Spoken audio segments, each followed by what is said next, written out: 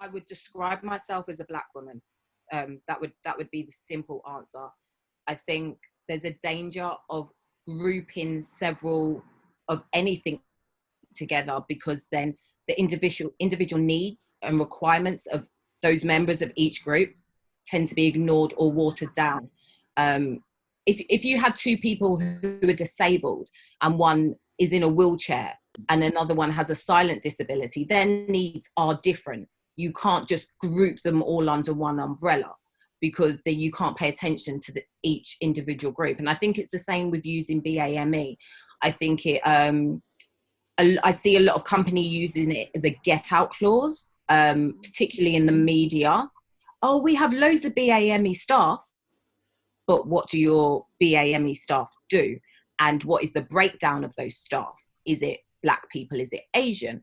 Is it African? There's so much nuances to it. And I think this is where we go back to the education and understanding. But I would describe myself as a Black woman. I've never once said I'm a BAME woman. Benny Bonsu. I'm a Black African woman. What do you think of the term BAME? I don't use it. I don't use it because it's not us. And like Natasha said, you say B. I even can't even say it. I just can't say it because we're not the same people. We're not the same people, and I love it when they try and quickly group us together. You can't do that.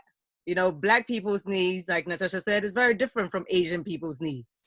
How society view us is very different from how they view Asian people. So let's separate both of them. Stop trying to use it as a get out clause and say, oh yeah, we've got a lot of them in our office. No, you haven't. Have you got a Black person in your office? That's the question we're asking. But me, I'm a Black woman. We need to improve numbers.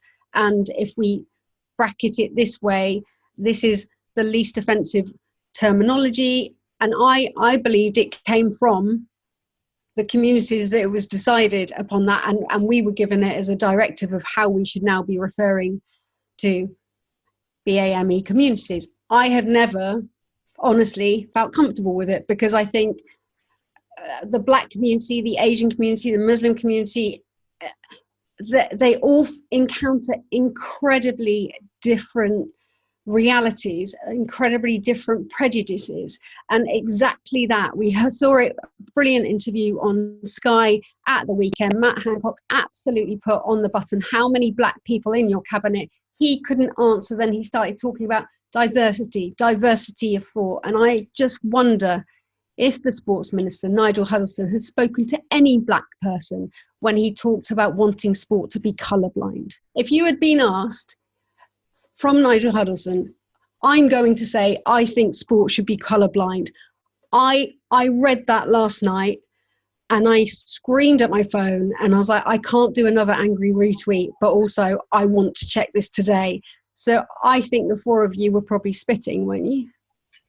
Yeah, we were, but I'll let Jess do the spitting. First off, the BAME term, I'm not convinced it came from us. No. I mean, why would it have done? We don't hold that position of power to be able to push out a directive like that. So it's come from a community that have no experience of being BAME, yet it's used to describe us. If you look at that term, it actually refers to more than 7 million Britons. BAME equals more than 7 million people. So it's just lazy. Like Natasha said, it lacks individuality. It lumps everyone together. There's no space for nuance. So what does that mean for each subgroup's individual needs? They're not being met at all. They're not even being listened to. I prefer the term global majority, because that's what we are. Did you see the statistics yesterday on the number of, Black and Asian people on the governing bodies of all the sports in the UK? Get it out. Yeah. Gone. Straight away. I think so, yes. I don't think it came from us personally. I think it probably came from a government group or area.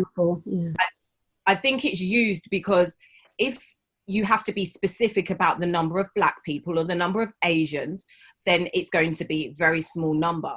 If you chuck us all in together, it suddenly makes you look like you're very good and very diverse. So in the way that we as journalists or football teams use statistics to get a certain result, that's how I feel it's being used. It doesn't describe me, you know. A black woman describes me. It doesn't describe an Asian person, you know, because they could be Asian Pakistani, Asian Indian. Like we're saying, the nuances and the intricacies of people's culture and their heritage, and then you add on religion. It's too generic. It's lazy. And the problem is when you've got people who have no reference point because they don't know anyone that is different from themselves, they're always going to come out with these ridiculous terms, stupid comments, because Matt Hancock's comment was stupid, and comments like colorblind.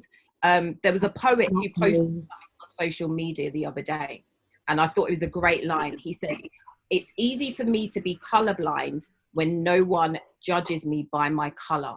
And that's what it is. Yeah. I can't be colorblind because people will see my color before they see me.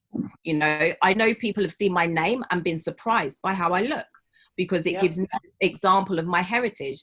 They've heard me talk on the phone and met me and been surprised, you know, and then, oh, I didn't expect you to look like that. Well, what did you expect me to look like? How did you expect me to present myself? You know, unless you have the conversations with the people it affects, anything you come up with is just your own little random idea. If you're opening a shop and you have a disabled access, you're not going to ask me to tell you whether that disabled access is fit for purpose, are you? So why are you going to tell me what is racist, what you should do about racism? Why not ask me what I feel you should do?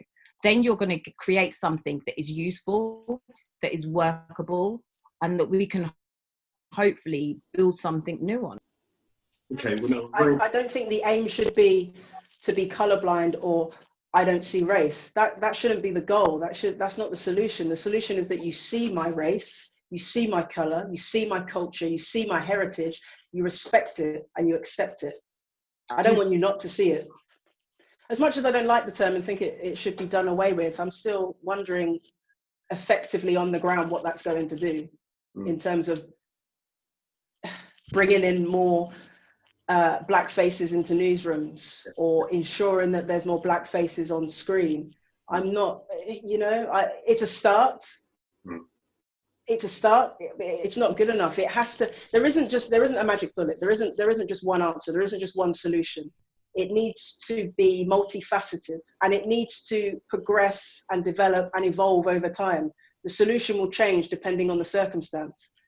Taking away that term is one answer, but it's one answer on a journey of answers that we are yet to get to.